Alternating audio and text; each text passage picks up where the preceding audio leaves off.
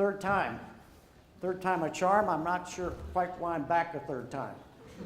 We did this in January of this past year where we talked about your strategy. So let's take a step back and up from what you've been learning and listening to this morning. Here we are, mid part of the year. When we talked last January 23rd, and I'm seeing about half a dozen faces in here that came to me after that session that said they were going to go on a different path.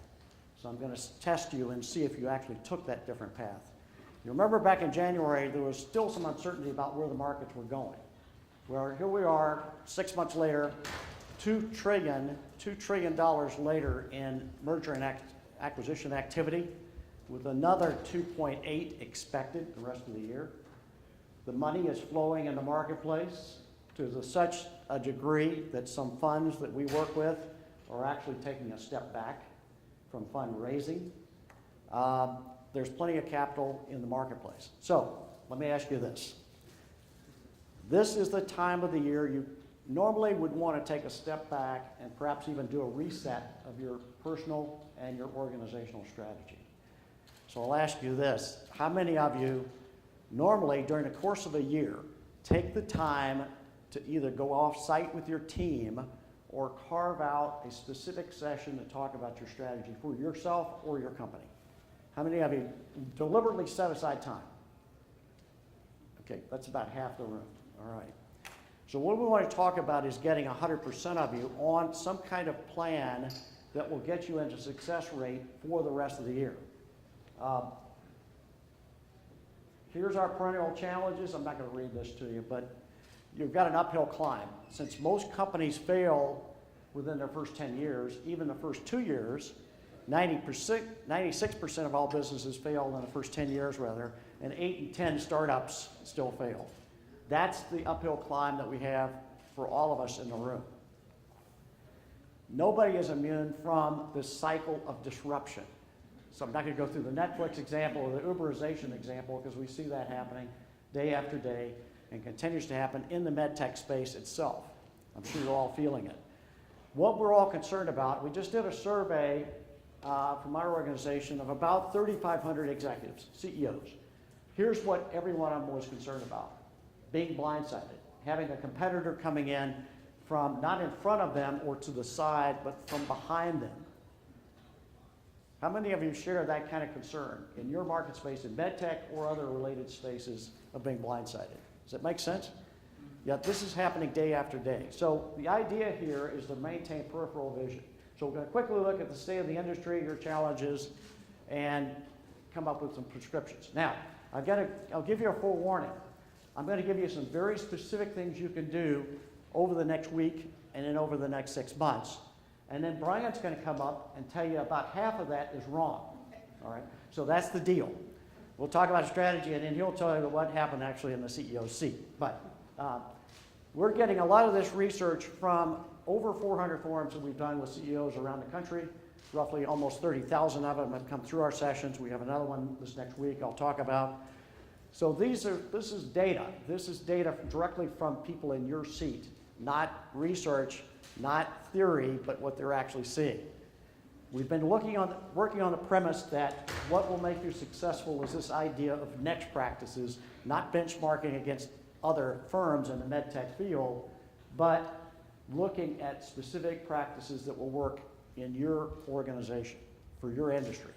Now this goes contrary to most of us that were in MBA school, where we were taught that no one is unique, which is exactly the opposite of what it is. Every one of you is unique, and you have to craft a unique strategy for your market and your organization and your space. So we've been looking at this idea, how you create a next practice for your organization. By the way, we're based at UCI Applied Innovation. I think most of you have been to the Cove. That's where we host most of our events and where we do most of this exploration.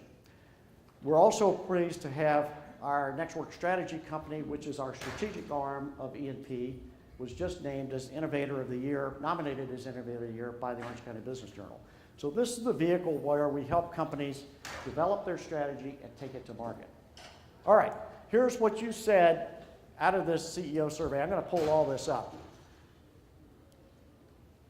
I started with the fact that there's abundance of capital out there. There's not a shortage of money available to you for your expansion plans. Secondly, technology, even since January 23rd, has changed as such that we can continue to digitize and transform our internal processes.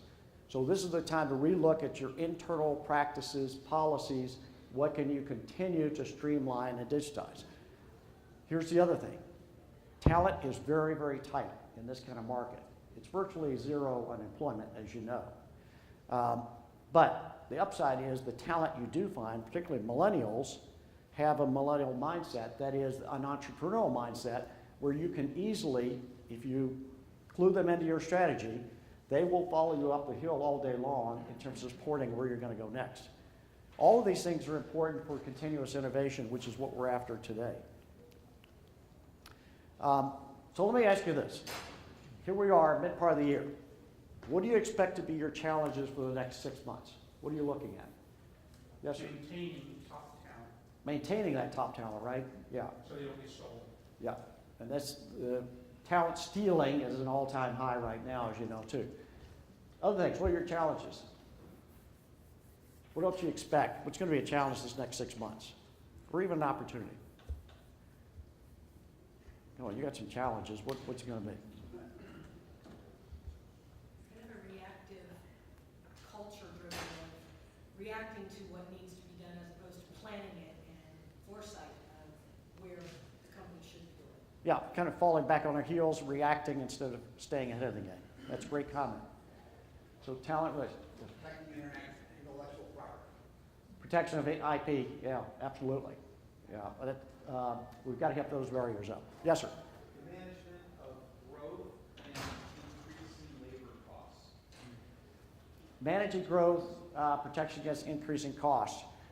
We are in an inflationary situation we weren't in 6 months ago. We didn't talk about much of inflation 6 months ago, but now it's back. So containing those costs, protect ourselves there. What else you got? Change management. Change management, right? Getting your population or your employee base to be able to move on and accept change. Yeah. And that's the case, yeah. So the perennial issue about change management, keeping our people up to speed, helping them move along with us as we transition through this. Now this is crucial because I don't want to come back in December and have the same conversation, because right now is your opportunity to take a step back. I'm going to encourage you to do that. If you have to go off-site next week, do it. But this next 6 months is going to be a crucial area for you and your business, because our expectation is this ride isn't going to go on much longer. The correction will come, so take advantage of what you can this next 6 to 9 months. All right, here's what you said in the medtech space. We are leaders, but we're not leading. MedTech follows behind everybody else, other sectors. Whereas if I was talking to pharma, or as I was talking to medical device to some extent, MedTech tends to trail. I don't know what the reason behind that is, but this is what you're telling us. Secondly, when we talk about innovation in MedTech, this is an eye chart, so I'm just going to point out the one that you can read. You said that you expect a higher level of innovation over the next 3 years, but we lack the formal process, change management, to get there. We lack the formal processes. So you've already told us that your structure and your approach to strategy isn't there to get you there. So how are you going to bake that into your organization? Here's what we're suggesting to you now. And if I sound like a broken record, it's for a reason, because many of you who did employ this process in January are now enjoying some of the returns. First, plan either a half-day or 3-day off-site. If you're a single person, that means just taking yourself off-site, away from the distractions, away from the cell phone, and really thinking through what you want to do the next 6 months. Secondly, get together with your core team. And the core team means your employees, your leadership team, your advisory board, and your customers and strategic partners. How many of you have an advisory board right now, or a formal board of directors? How many? Okay, that's about a third of the room. Everyone in the room should have an advisory board. Now, that's a no-cost option for you to have an advisory board. There are formal professional advisory boards, yes, you can pay, and of course you have a normal board of directors. But you can engage an informal board of advisors that you are not beholden to, but can provide you with a well-rounded bit of feedback about how you're going and how you're doing. Now that advisory board, by the way, is not your spouse or spousal equivalent or friends. These are people that can speak straight to you, willing to take the time in an afternoon and give you some advice about where you're going. So the advisory board does not have to be this kind of formal thing, but people that really will speak straight to you. So I encourage you to get those people on board. Next, do your market research today. So we just talked about China. Do your market research about your targets. However, don't get tied up in the data too much. Too often we're seeing folks that spend all day long analyzing data and pulling things together until they're overwhelmed and they can't see it. They do like a McKinsey Blue Book, right? You've seen the McKinsey Blue Books. No rap on McKinsey, they're fantastic, but often you get reams and reams of paper and data that you get swamped in. Do just a scan of your market and where you're going from there. Get the contrarian views against, and this is where the advisory board comes in, get contrarian views against where you think you're going to go. Brian, I think you employed this technique in some of your work you've done. Get people that are willing to speak up and give you the opposite view of where you're going on that strategy. So basically there are 5 steps to your strategy creating it for this year. I'm going to go through this fast, but each is important. For your employees, both of you mentioned employees. If you want people to follow you up the hill, they better have a reason to do so. Meaning you've got a clear purpose and vision about where you're going, and it's not the vision that goes up on the side of the wall that we see in a lot of companies. You walk in, there it is, here's our vision. Guess what? That vision looks exactly like everybody else's vision. I can change 2 or 3 words, and it's the same one. It's platitudes.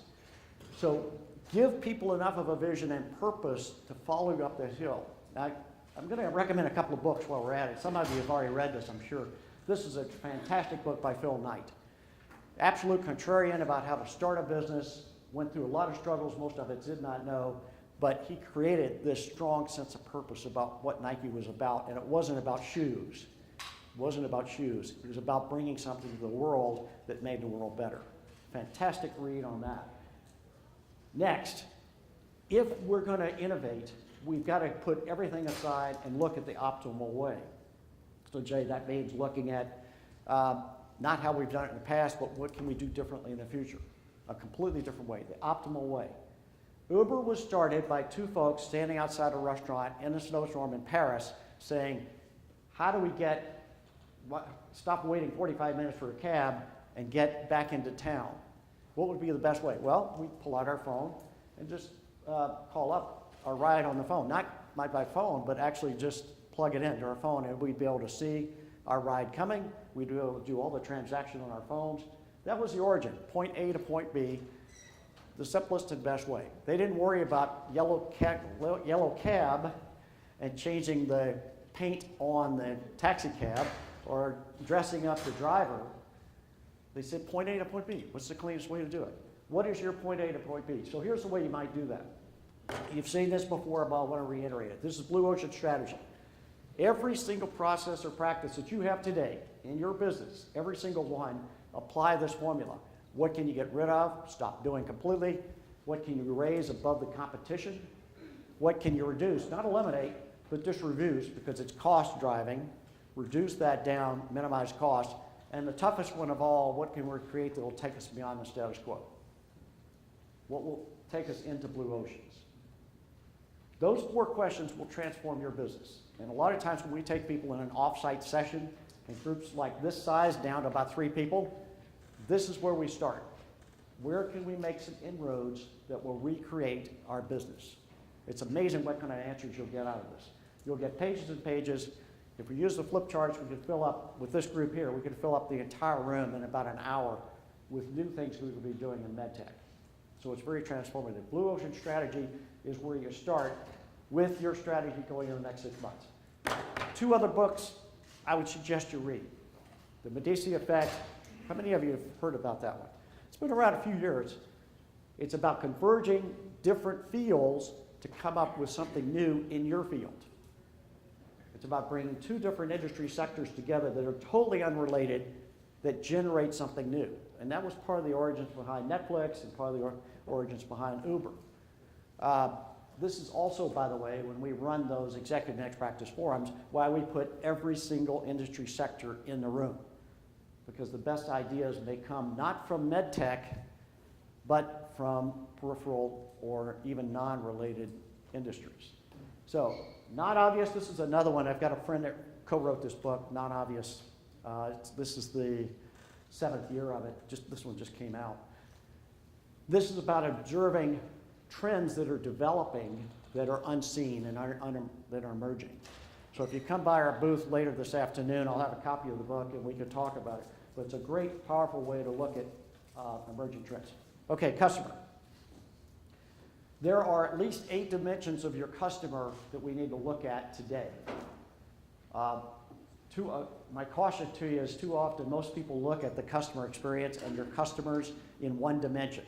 They'll talk about customer experience from usually like a competitor insight or what the competition is doing, or they might look at it from a survey that they've done of the customer and the feedback from them.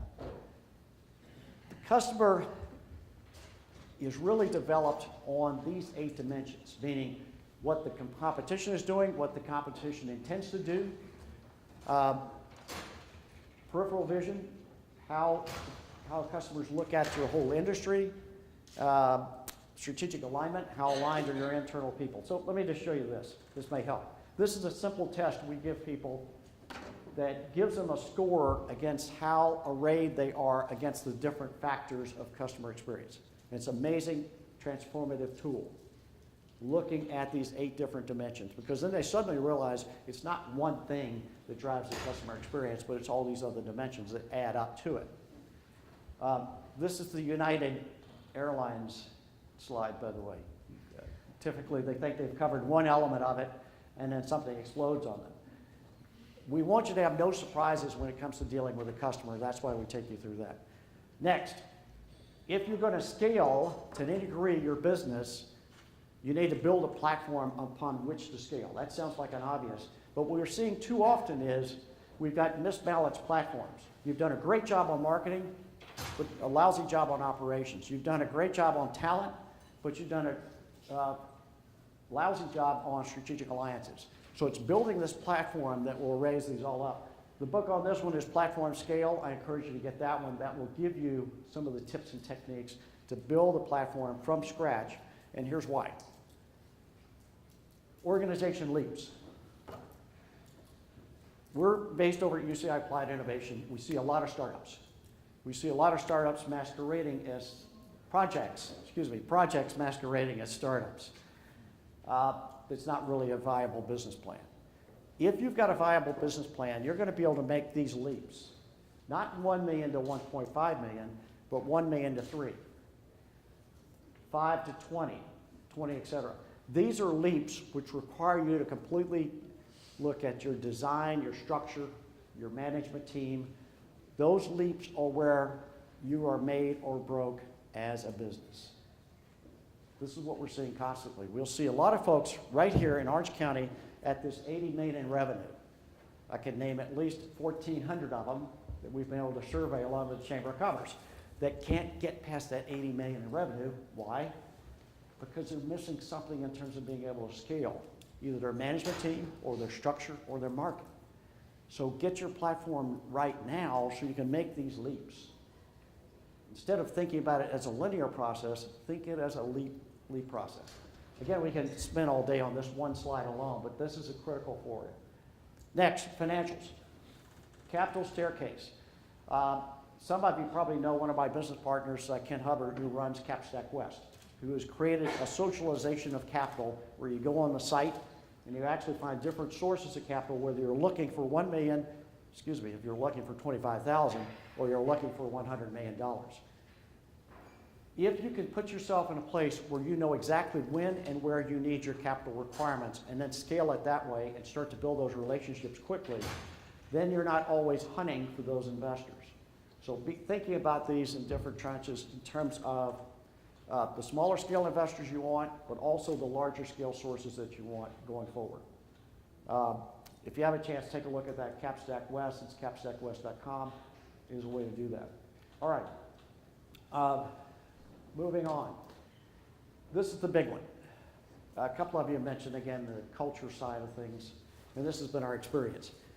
Organizations are lousy at telling people what their strategy is. Either their pitch deck or their communications to the marketplace are ineffective. If you get it right, you can tap the collective intelligence of all your stakeholders, whether it be the board, the employees, your leadership team. The point is, it's not the 3 people that are helping you grow the company, it's the 300 or 400 that are around your company that can help you take it to the next level. The point here, though, is give them enough strategic clarity to get them there. Now, again, this sounds like an obvious thing, right? But nobody does it. Nobody really does it. They'll give us that platitude, they'll give us that plaque on the wall, but they really get into the depths of really what it makes the company tick.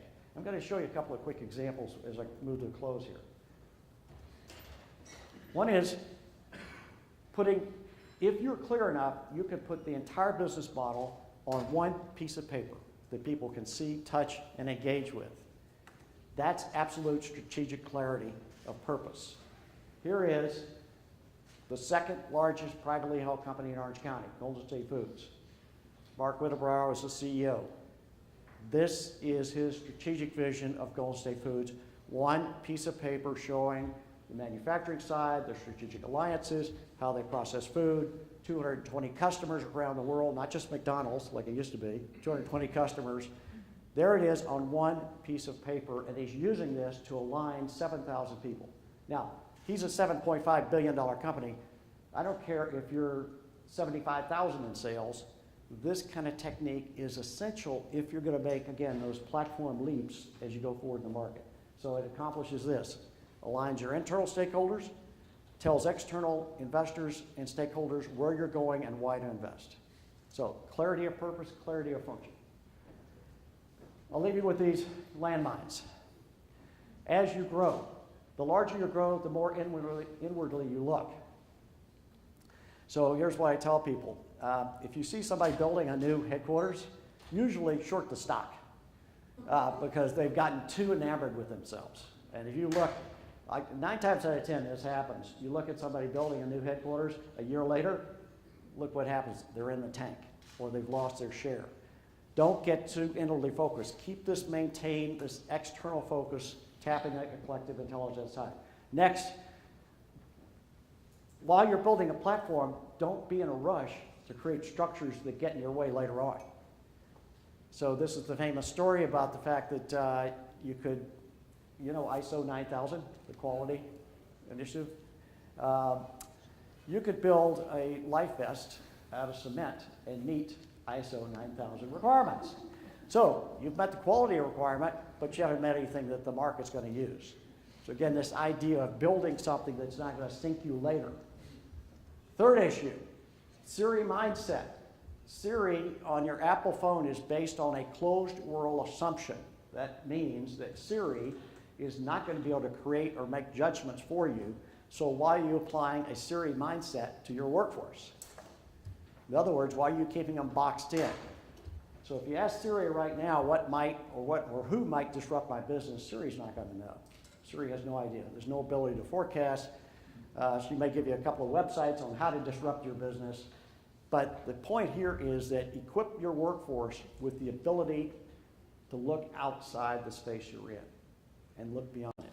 All right. Regulatory picture, I don't have to say more about that. We do not expect, based on the forecast we've heard from Washington, we were there 2 weeks ago, nothing's going to change.